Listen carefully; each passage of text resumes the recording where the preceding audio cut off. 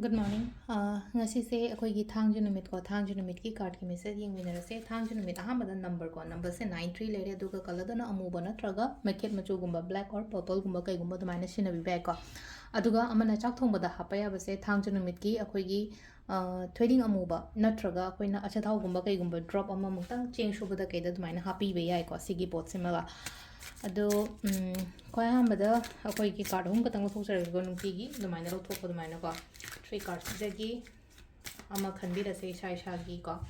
shaishagi pambado hadi card number 1 se pambra card number 2 pambra natraga card number 3 pambra ko first card second card and third card ko first khan banga yenga se ko hamba yoina first card khan banga yoina ngasi se silena ko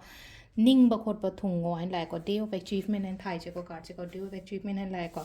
aduga hadi paisa nu sha kai ka su yamna phajana adum flow da lakpa khotpa adum ba su oina oi ko aduga celebrate tawba aina khaliba poto phangwa matam celebrate tawba ko pa mai taraga lai ko silai che ko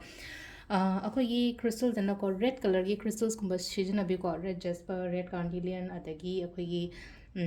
garnet kumba kai gumba adumba oirasha ko bloodstone has even bloodstone phawa si be ai ko aduga silai no ko hadi mingonda bevhar ka kaino hadi kaidana chatlon ha ko silai se mingonda respect kaidana chatpa khotpa mai taraga yamna gentle oina behave to kholo haina so hai ko silai se card number 1 gena hari card number 2 ko card number 2 is a tappa oina lai ko hadi ketang day of delay lai ko day of delay na su lai aduga hadi silai no ko hadi thabai khang da katang panba khotpa ye da pan gumba kai gumba mai na laiba khotpa le confusion su yam laigani ko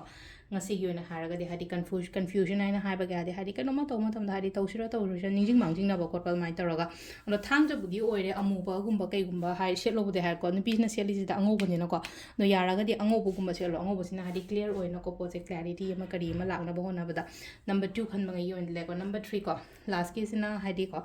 thabai khang da mai pak pa khotpa mai to lai ko sida hadi career victory oina da mai lai ko career victory mon lak panina sida la ise ko hadi Meena high तारे को मीना अइना तौबा थबकता Meena follows तौगनी अदुगा Meena respect तौगनी को अदो सुम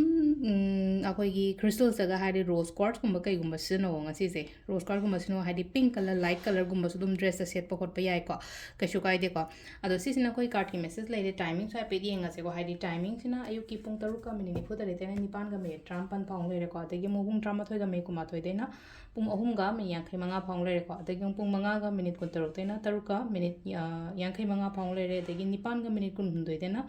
नुंगदांग अथेंबगी 12 का minute 48 पाउंग लेरे दुगा नोंगालमदाइगिना 3 का minute 94 तेना 5 का मिनिट 35 पाउंग लेरे को सिना खोगी ngasi gi oina faba timing ko adu sida leire खोगी daily card message se ma'am thank you